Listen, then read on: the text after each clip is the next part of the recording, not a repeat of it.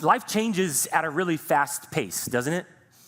I'm of the generation that half my childhood, we didn't have internet yet, or at least accessible internet. And about halfway through my childhood, we got this lovely thing called AOL. Some of you, the young people are, what is he talking about right now? You missed out on all the good stuff. I just want you to know, young people. But to this day, my dad still has an AOL email address, and I give him the hardest time about it because I'm like, Dad, it's 2025. You're not like 100 years old. You should probably change that to a Gmail, like a normal person. But he won't let go of it. But when I was a kid, you would go onto your computer, you would turn it on, and then you would push a button to turn the internet on, right? And you remember that sound? It sounded like cats were dying behind your computer as the internet was starting to come up. Dial-up internet. How many remember dial-up internet? You remember when you first got it? No one complained how slow it was. You were just excited to have the internet in your house. You were just excited like, hey, I can actually look stuff up. I don't have to go to the library. That's amazing. And I think about even like my senior year when I wrote my senior paper, my 12th grade year, the internet was still really slow, so we had to use the catalog system in the library. Kids, there was this thing that had this big box and had these little cards. You had to research and you had to go and find it and find out what was taking place, and you had to actually do the work. There was no AI to write your paper for you. Okay, just seeing if anybody else was cheating in their college classes. But it changes really fast. Now today, if you get up in your house and the internet is slow in your house, how many get frustrated at that? You're like, what is going on with this thing? What is taking place? Like, why is it slow? I paid good money for this. I need to be able to pull something. I need to download. I don't have time for this. You're calling and you're waiting on the phone for 4 hours to try to talk to a person that speaks English. And you're like, what is going on right now? You'll do whatever it takes to be able to get faster internet. Now, that's just one thing, right? Now, here's another silly example. When I was growing up, you could go to the mall and shop, but most people that I knew, we would find like our shoes and our cleats on this little magazine. I think we have a picture of it this morning. How many remember East Bay? Where's the East Bay people at? All these, you're like, yes, I remember. Like you would circle it, you would take it to your parents. You're like, Mom, Dad, you got to see these shoes, and they're like, no, because they're too expensive. I even zoomed in on one of the pictures. Like one of the pictures, they were still like $130, like back in the '90s, and I was like, that would be like $500 today. But slow. You would send in your money, right? You would hope that they received the money, and then you don't know when you're getting your shoes. They just kind of show up at your house in a couple of weeks. Now today, I filter all of my shopping by how quickly something arrives at my house. I go on Amazon and I push the Prime button and I push the Get It By Today button, and if it's not on that page, I'm not buying it. Anybody else with me? Because if it shows up and it'll be here in 2 weeks, I'm like, I don't have time for that. Life changes at a really fast pace. We live and are conditioned to live impatient lives. We live in such a way that everything happens now and we get it so quickly. You think about how you can just pull up your phone and you can have food delivered. You can have a cheeseburger delivered to your door for $45 in about 20 minutes. Some of you are like, what? Yeah, you don't know about DoorDash? Evidently, everything's twice as expensive on DoorDash. I use some silly examples about what does it look like to live with patience, but there are things in our life that we will have that they're not so silly.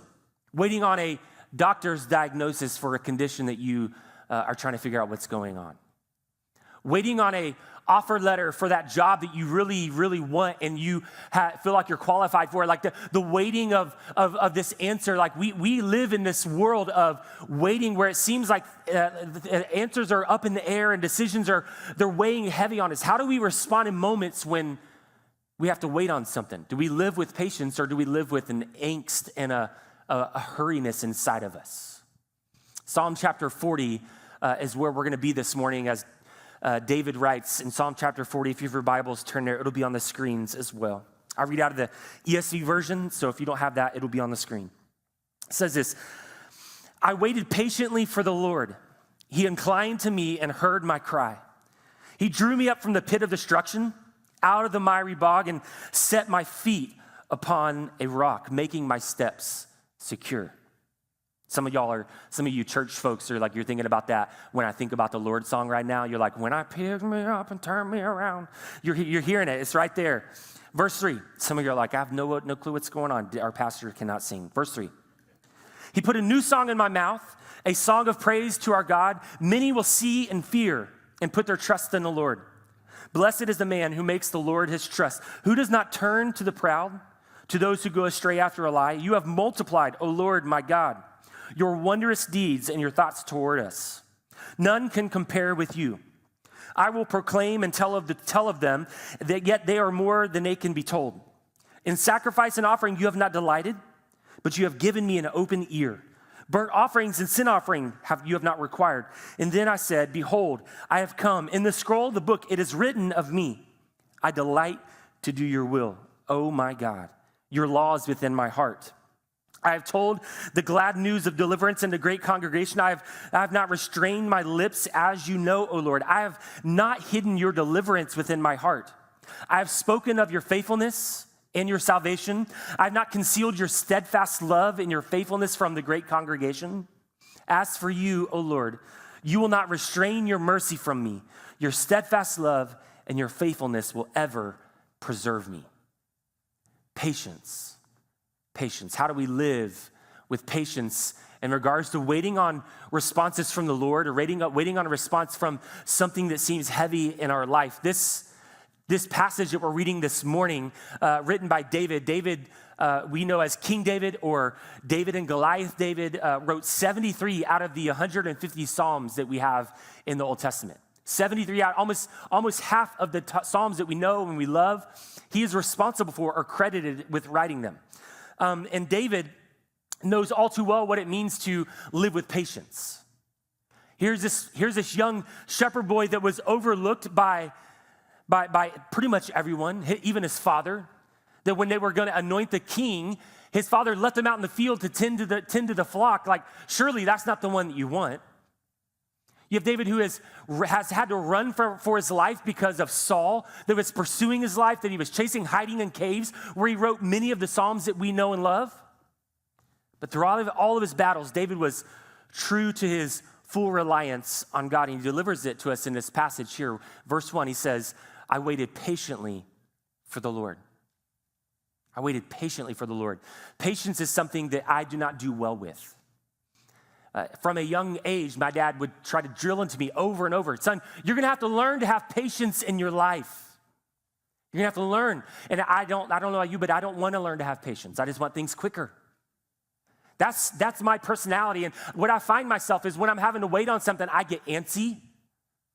I get agitated. Anybody else in the room? I get antsy, I get agitated to where I just want to make it happen if it's not happening quick enough. And so patience is usually the things that I get frustrated with are pretty minuscule in the grand scheme of life.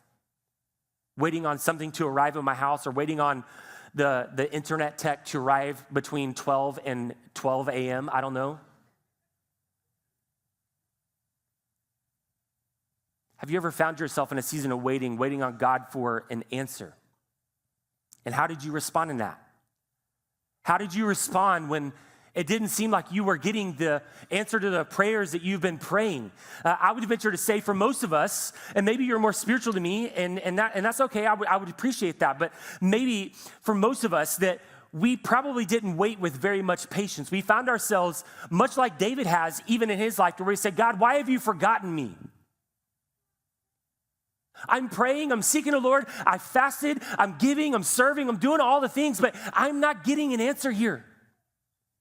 You find yourself agitated with having to wait and no patience.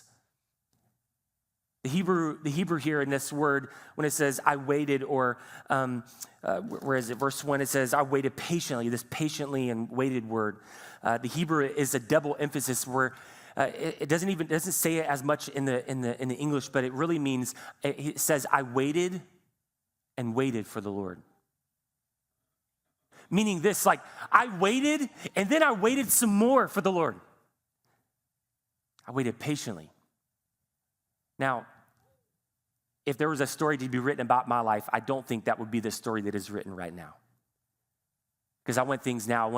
I want to see things happen. I want things to take place, and I want to move forward. I waited and I waited some more. How can we wait on the Lord patiently?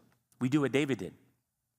David begins this psalm by looking out at what God has already done and accomplished in his life. He's looking back at all the great ways that God has provided for him, how God has rescued him. And we don't have time to cover it today, but later on in the psalm, David starts talking about this new struggle and this new tension that he is living with, this new trial. And I find it very important and distinct that David would start this psalm off by recounting all the ways that the Lord has already been faithful to him. And he's talking about patience. And then later on, he's going to get into where I'm facing this new thing. So how do we wait patiently for the Lord when we're waiting on something? We start by recounting the ways that God has already provided for us. We start by recounting the ways that God has rescued us from a situation where God has provided for you in a way that you didn't think that he was able to provide, or maybe you didn't think he was going to come through in a way that he did come through. Have you ever felt forgotten by God?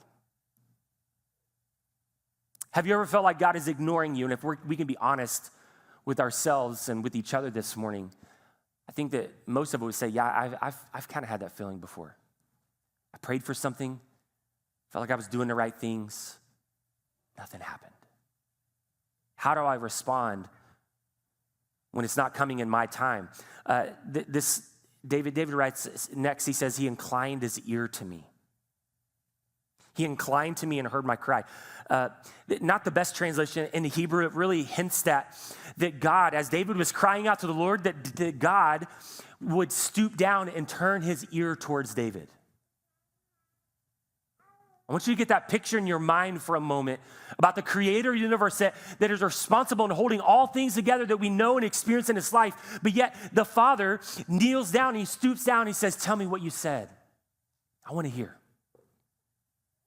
How do you see God when he hears your prayers? Do you see him as an agitated, busy father that came home from a stressful day and doesn't have time for your questions right now? Or do you see him as the loving and patient, gentle father that would stoop down and turn his head towards you and say, I really want to hear what you're having to say?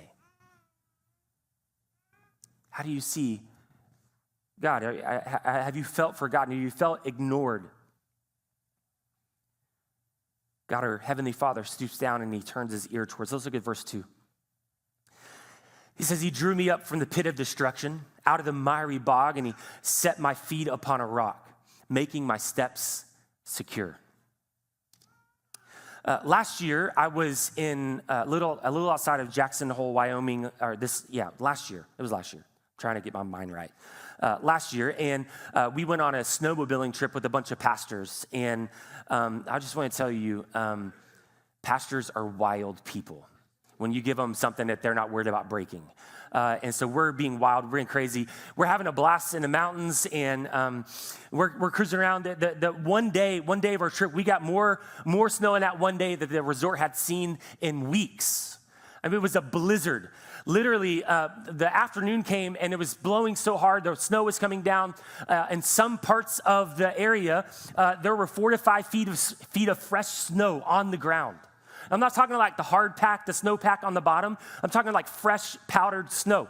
And so I'm thinking, I'm a Florida boy. I live in the awful heat of Texas all the time. I am going out in this. And so me and 3 other guys we told the guide, hey, all the other guys don't want to go, but we're going because we don't get to experience this all the time. We went for an hour and a half snowmobiling, and we didn't go more than a half a mile. It was horrible. It's horrible. And so we would be driving around, and if you're on a snowmobile, you're kind of cruising. It feels like you're floating. If you've ever been on a snowmobile, it's amazing. Everybody should get the experience. And you're just kind of floating around. But every once in a while, you would get stuck. And to get stuck, you'd have to get off the snowmobile, and you have to rock the snowmobile back and forth and push the gas at the same time. And those things are not light. And so typically, the guide would have to come over, he'd have to help you and rescue you, get out of the hole. But you would step off the snowmobile, and you'd step up to your chest in snow. If you want to look the most unathletic you've ever looked in your life, try to walk in 4 feet of snow. You ever seen somebody try to climb out of 4 feet of snow hole? It's not good. You're just like, Help. I'm sure the guide is like, where all these people come from? Because all they can see is heads like, help. Finally, at 10,000 feet of elevation, you're out of breath, right? You're trying to climb out of this little hole. You feel like a moron. You put your feet on the side of the sled, and you take this deep breath because you're like, I'm safe.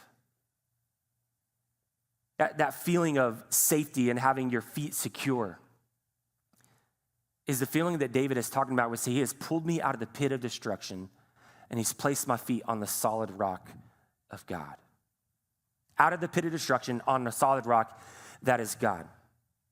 Depending on the season of life that you're in, you will have moments and times where you feel like that you are living your day-to-day life in the pit of destruction, in the pit of hard things and decisions. Like we have a family in our church that I was texting with them yesterday that they're a picture of perseverance and faithfulness in the Lord, because they've gone through so many things over the last couple of years, like house things and family things. And I'm thinking like, wow, how are you standing here today? It's the Lord's faithfulness. The pit of destruction where he pulls us out of it. And he's done it before, and he can do it again. So let's look at verse 3. He says, he put a new song in my mouth, a song of praise to our God. Many will see and fear, and they will put their trust in the Lord. Do we have any shower singers in the room? Where are our shower singers at? Everyone sounds good in the shower, don't they? The acoustics are great. No one can hear you, so you think, except for your whole house hears you and they're embarrassed to tell you about it. You sing in the shower. It's like, I don't know if I've ever been so excited that I started singing a random song. That's not me. I'm not super artistic. And so to think about like singing the song that I'm just like creating it on the fly, I don't think I can do that. I think I would just freeze like, that's it. That's all you get, God. Sing this new song. He said, the faithfulness of the Lord is causing me to sing this new song to the Lord. I'm starting to proclaim his goodness and sing out to him. Now, I may not sing a new song, but I love to sing worship songs.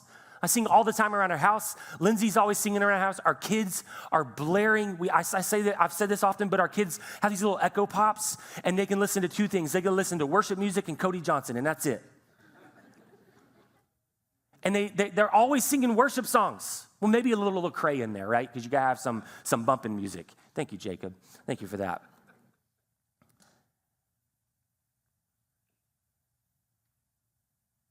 What David is really getting at is that these past experiences should be enough for us to turn our focus and attention towards God. No matter what situation you're facing right now, no matter what challenge that you are walking through right now, that because God has been faithful in the past in your life, that you can look towards him no matter what's surrounding you, and you can say, Lord, I'm going to sing a new song to you today because you're good and you're faithful and you're worthy of my praise. That's what David is writing here, is driving him to worship. Michael Wilcox said this, every experience of the Lord's grace in the past should lead us to look up to him with trust for the present and the future. The worship of David was not to bring attention to himself, but it was to show the people of God that God is faithful and he's worthy of our worship. It may seem easy when life is good and things are good and you feel like you got all the pieces in place and you've managed your life to the best of your ability and things are well, it may seem easy to worship in that moment. But when life feels like it's got that speed wobble to it and it's chaotic and you're waiting on answers and you're kind of looking around like, I don't know, how's this going to work out? How do we respond in worship in those moments? How do we respond in worship in those moments? So look at verse 4. Blessed is the man who makes the Lord his trust, who does not turn to the proud, to those who go astray after a lie. As I'm getting older, I found that people love to give their opinions about other people's lives. You know that? You know people love to give their opinion about your life? They like to give you advice. They like to be, like everyone is a life coach, right? Evidently, because they're like, well, if I was in your situation, but you're not. You know what I'm talking about? You know that feeling? You find yourself as they're trying to like give you life advice, you're like, I don't want to hear this right now.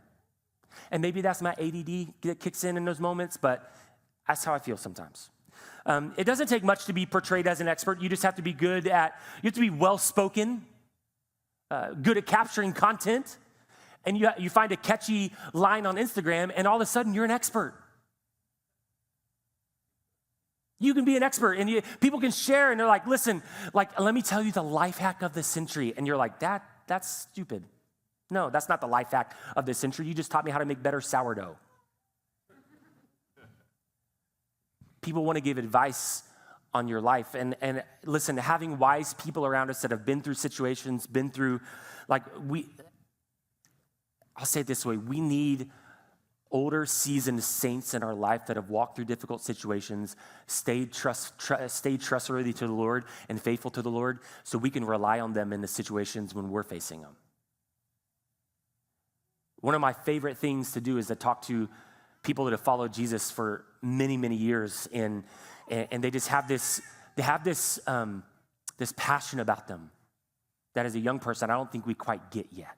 Of all that they've experienced and all that they went through, it's like, I want to hear what they have to say. We need people in our lives that will give us wisdom.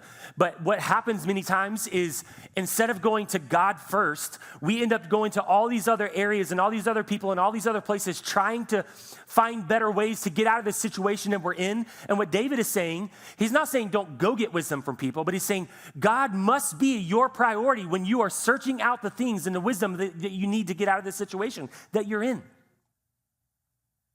I'm not going to go to the people that supposedly have wisdom and they're searching after these things and they're trying to figure out how to make life better. No, I want to go to God, the one that holds this life together. I want to know what he has to say. That's what David is writing here. The first and primary stop on that journey has to be Jesus. And I believe that for many, as David did, that God seems to be the backup plan for wisdom rather than the go-to. He seems to be the backup plan. It's like, when I've done all that I can do, okay, now I'm going to go to God and I'm going to try to seek out what I need to do, rather than saying, first and foremost, I know I have people in my life that have wisdom, but I want to know what God thinks about this situation first. Are we willing to make that change? Sometimes it can be easier, it can seem easier to go to someone that will tell you what you want to hear, not what you need to hear. And one thing I know about God is he's not gonna just make our ears blush and tell us what we want to hear. He's gonna tell us what we need to hear. Let's look at verse 5 and 6. You have multiplied, O Lord my God, your wondrous deeds and your thoughts toward us. None can compare with you. I will proclaim and tell of them, yet they are more than can be told. In sacrifice and offering you have not delighted, but you have given me an open ear. Burnt offering and sin offering you have not required. What David is saying is that, God, you have proved yourself over and over and over in my life, and I'm going to tell anybody and everybody in my life about the goodness and the faithfulness of God. Now, I would imagine that for most of us in this room, we've had situations, trials, challenges that we wish didn't take place in our lives. We can probably look back on a situation and think, man, I feel like I would be a better person if I didn't have to walk through that. I feel like my life would be in a different trajectory if I didn't have to face that situation. And no matter what situation you're facing, I think I can almost guarantee you that all of us in this room that call ourselves followers of Jesus, at the end of the day, we can also say it may have been hard, but God was faithful in the middle of it.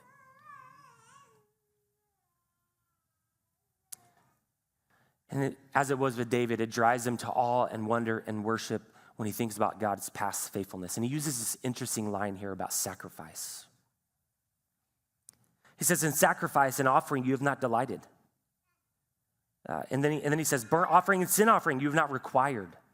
David is writing about his current state, but he's also giving us a picture of the future when he's thinking about Jesus, who is going to come to this earth, the Messiah, to be the ultimate sacrifice for the people of God, that one day people no longer would have to sacrifice animals to have access to God or to worship God. But he's talking about his present at the moment as well. And so David is saying, you can make a sacrifice with the wrong heart, and if you do that, you're missing the point of worship. If you make a sacrifice, if you worship with the wrong heart, are you worshiping so people will see you?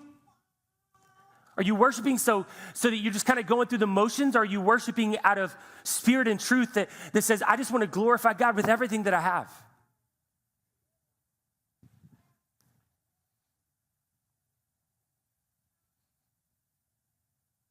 What is the best offering to God? For the people of this time, of David's time, was it an animal slain on the altar? In our time, is it singing a few words on a screen in a 30-minute segment of a service? Is that the best offering to God? It's a part of it, but what I would say is, and what I think David is saying is, the best offering to God is a heart that's fully abandoned to him. You want to know what pure worship to the Lord is? It's a heart that says, I am totally captivated by the beauty and the power of who Jesus is and what he has done in my life. That's pure worship. You can have the most beautiful, angelic voice in the world, but if your heart is not in the right place, you've missed the heart of worship. And I want to be careful how I say this, because this is not to like slam other churches or anything like that. But in the performance-driven era that we live in, there are many churches that will employ worship team members that do not even follow Christ because they play an instrument or they sing well. And we as a church, we've decided that, hey, we want people that are going to be on our stage, they're going to be faithful to the Lord. They may not be perfect. None of us are perfect. We all fall short of the glory of God. But we want people that have a pure heart for worship and what he's doing in the world. That is the heart of worship that David is trying to get at. And my desire for you as your pastor is that our church would be full of people that are totally captivated by the person and the work of Jesus. That everything that you do out of your life is out of that realm that says, I can't get enough of who he is and what he's done in my life. I want to pursue him with everything that I have because of who he is, not just what he has done for me or what he has given me, but because of his character and his nature. A heart that is consumed with Jesus, captivated by him. That Jesus wouldn't just be a figure that we respect, but he'd be somebody that has totally taken captive our hearts. Verse 7. And then he said, behold, I have come. In the scroll of the book, it is written of me. I'm going to be honest. When I read this and I started studying this passage, that line right there, I'm like, man, that sounds prideful. In the scroll, it is written of me. All throughout the scriptures, we see these codes or these laws that the Jews are to live by and abide by. Specifically, there were about 613 laws that the Old Testament Jewish believers were to abide by. 613. That's a lot of laws. And David's claim is this. As a person that is totally captivated by the work of God, I'm going to live how he has called me to live. I want to live how he has called me to live. What he is saying in essence is this.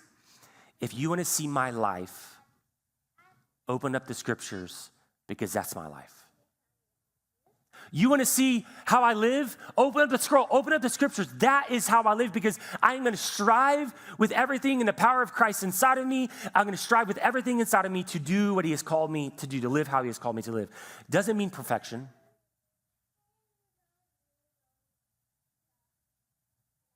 You ever met those church people that it's like they act like they've never had a sin issue ever in their life? They're fun. A joy to be around. And by that I mean they suck the joy out of every room they're in. It's not perfection that we're looking after. David was a man far from perfection. In fact, David's greatest mistake is one that we study all the time in the church world.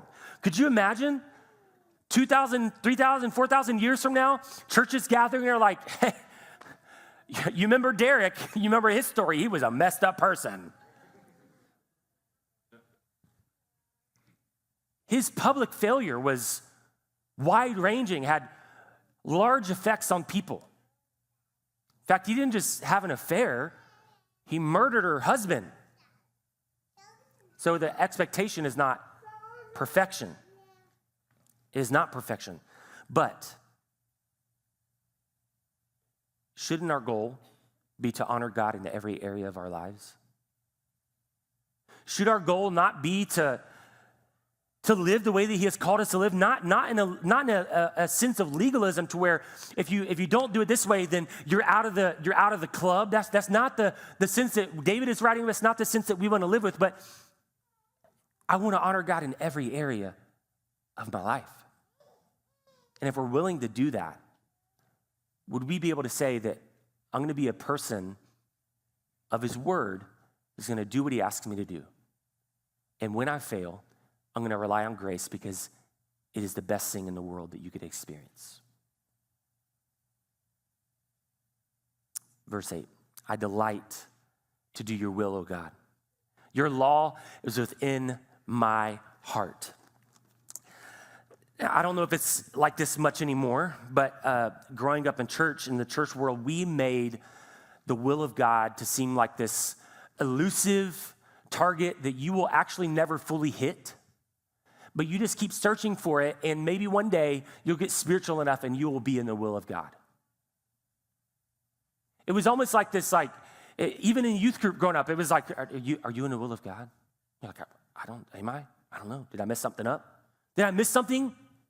I don't know. It's this elusive target. And you're like, well, what is the will of God? I don't know. You better find out. What? I'm gonna make it really clear for you. You want to know what the will of God is for your life? It's right here. This is it. This is the will of God for your life, to study and to consume, to read this word, to do what it says. That's the will of God.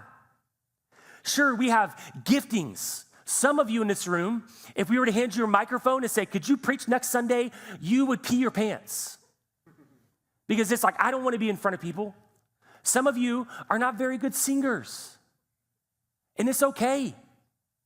Some of you can't touch a piano without doing chopsticks. Some of you y'all know what chopsticks is? Here, let me show. No, I'm kidding. The will of God for your life is to read this word, consume this word, and to do what it says. That's what David is saying. Like, I am consumed with your will. I delight to do your will. Your law is within my heart. Here's the catch of this line, though, that we can miss if we rush through this. We can't live the way that the Bible calls us to live if we don't know the Bible. And I want to challenge you. Do we understand the gift that is sitting on so many shelves in homes across America that are collecting dust? That God has said, I want to speak to you. Here it is. Sure, there are things in here that are challenging. Scott talked about it yesterday. There's one book that has ruined every Bible plan in the world. It's Leviticus. Start reading through Leviticus and you're like, I don't know about this. I don't know about this. This is wild. Do you delight in his word where you can't get enough of it, where you chew on it and meditate on it throughout the day, delighting in his word and his law? Let's look at verses 9 and 11. I've told the glad news of deliverance in the great congregation. Behold, I have not restrained my lips. As you know, O Lord, I have not hidden your deliverance from within my heart. I have spoken of your faithfulness and your salvation. I have not concealed your steadfast love and your faithfulness from the great congregation. As for you, O Lord, you will not restrain your mercy from me. Your steadfast love and your faithfulness will ever preserve me. What David is saying here, he's giving us a theology of vocation. What does it look like to live a life for the kingdom of God, where you work and where you live and the other things that you do with your life? Here's the reality. For most of you in this room, you are not called to full-time ministry, as in working at a church, or maybe your giftings don't lend itself towards that. And you know what? That's okay. That's okay. I have two brothers. Neither one of them are in ministry. I'm the only one of my brothers that it doesn't make me a better person. Doesn't make me like, I'm not like this great spiritual person in my brotherhood. Like it's not the point. It's just God gifted me for this specific thing. If I had to look at spreadsheets every day, I would bang my head against a concrete wall. But I love studying and searching and building and all these things.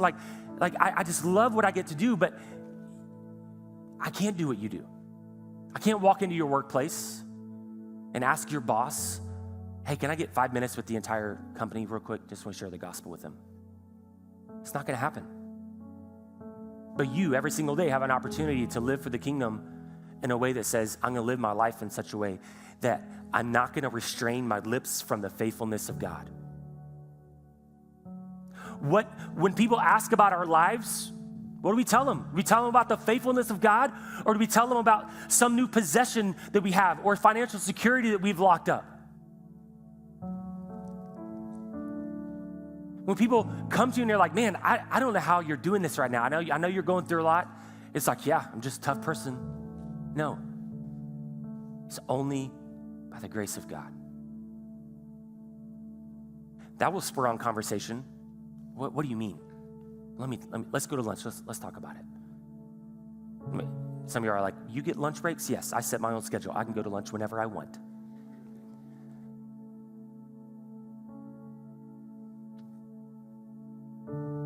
Are we willing to live out in front of the world what God has done for us? That his steadfast love and faithfulness will ever preserve us. Do we have that kind of trust in the Lord? When a coworker asks you, man, how are you facing that? It's his steadfast love and perseverance. It's his faithfulness. Man, life seems really hard for you. You're going through a lot right now. You okay? Man, if I didn't have the Lord in my life and his faithfulness and his goodness, I don't know where I'd be.